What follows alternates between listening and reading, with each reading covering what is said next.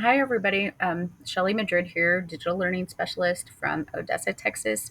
And I'm going to tell you about my fostering student agency project that I chose. So, the problem of practice that I chose was, or the area of need for student agency in our district, I felt was teachers are not attending after school professional development. And you might say, why is that happening? Where are all the teachers? Uh, we would develop our professional development classes, and we think, okay, everybody's going to sign up for this one. And then we just hear crickets. We're wondering, where are the teachers? So we have to think about our approach. Maybe what can we do differently? So, what action needs more student agency in the K 12 classroom? Traditional professional development treats teachers as passive learners. They're lecture based, sage on the stage. We definitely don't want teachers to spend the whole time talking and their students are just sitting there. It's just a sit and get kind of thing. So if it's not going to work for our students, then it's not going to work for our teachers either. Sometimes professional development is a mile wide and an inch deep. Let me explain my thinking on this one.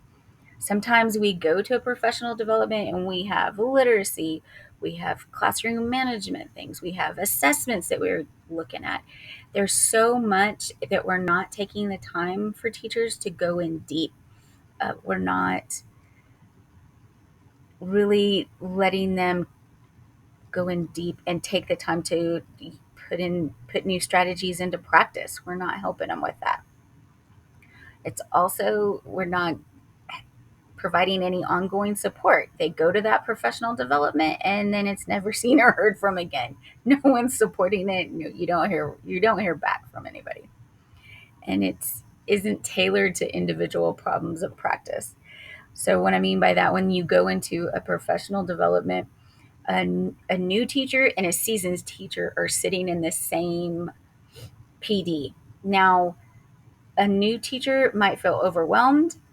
A seasoned teacher is going to say, hey, you know what? I know all this. I mean, it's delivering the same message, except you're expecting completely different results, but you're not going to get different results. The new teacher is going to be overwhelmed, and the seasoned teacher is just going to be like, oh man, I should have brought some papers to grade in there. Not that I ever did that or anything, but I know some people who did that. So, what is the specific barrier that impedes student autonomy? There's no differentiation in professional development. The workshop model is ineffective. It's a sit and get. You're wasting time. It's repetitive, it's simplistic, and it's boring.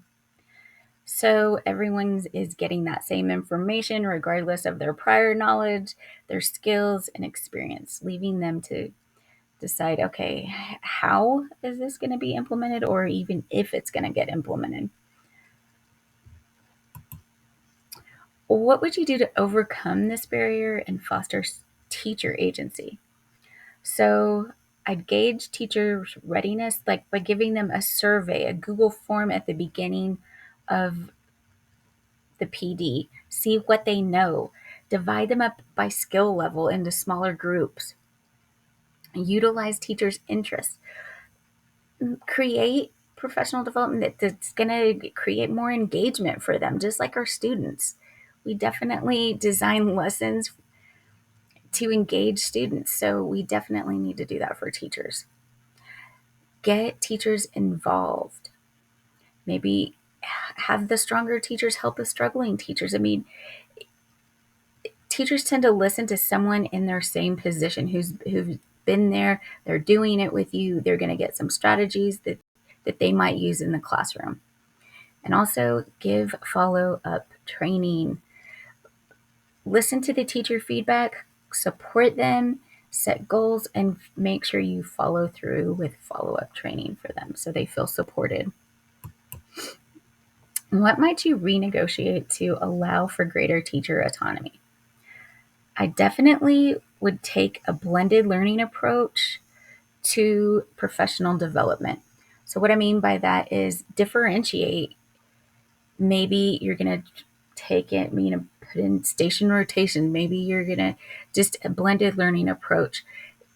The way we want them to do it in the classroom is exactly what we want them, how we should design our professional development so they can learn from that. Peer observation.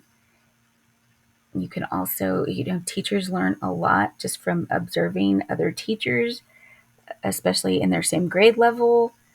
Could be for classroom management, could be just for different things on how they use maybe an ed tech tool in the classroom. Voluntary piloting.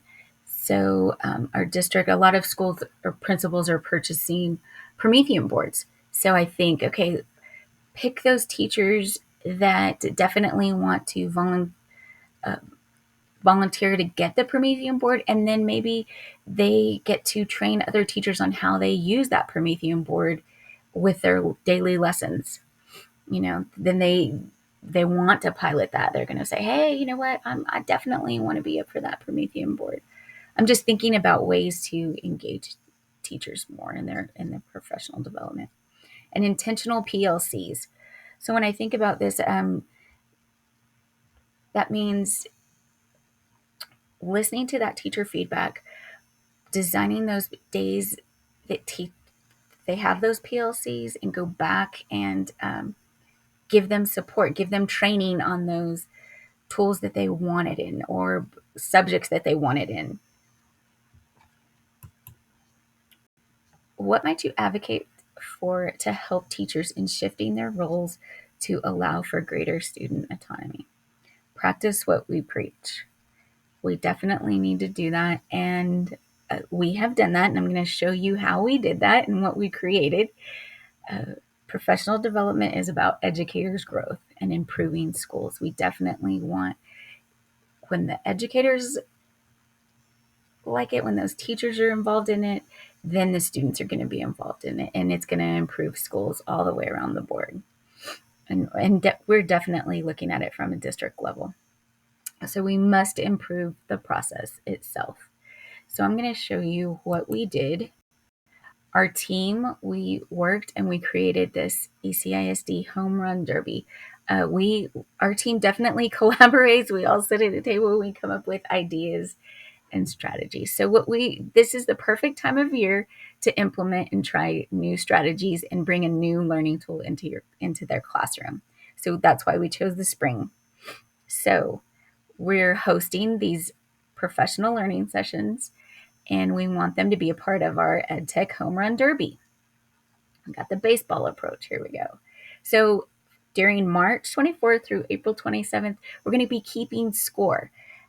So the way these teachers can earn runs for their school is they can attend face-to-face training. We definitely have some virtual live sessions that they can attend and score runs for their school. They can also share it on social media to score a run.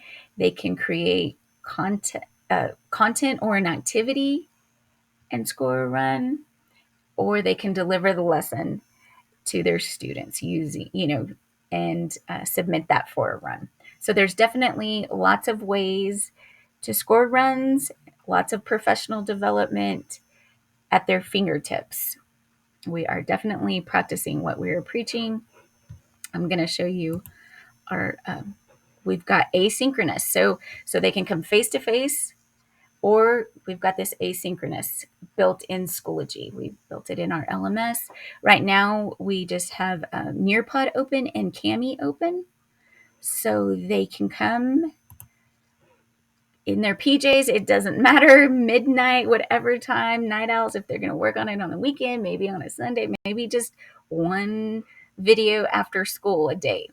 So this is how we've got videos in here that the teachers can click on, nothing longer than 5 minutes, short videos, and then they can start to implement that in their classroom. So they don't even have to show up face to face. So we created scoreboards where we're keeping track of the different campuses this way. And then we have our leaderboard. At the end of our time, we're going to give the grand prize is a concession stand party for the top campus on May 2nd. So we're definitely changing it up, and hope you like our home run derby and what we did here in ECISD. Also, I do have to say this: if you build it, they will come. There's my quote from Field of Dreams. Just had to add that in there. And also, one great website that I included here on my resources is this OMG Becky PD is getting so much better. It has some great ideas if you're interested in any of that PD on any of your campuses or anything. Check that out. Thank you.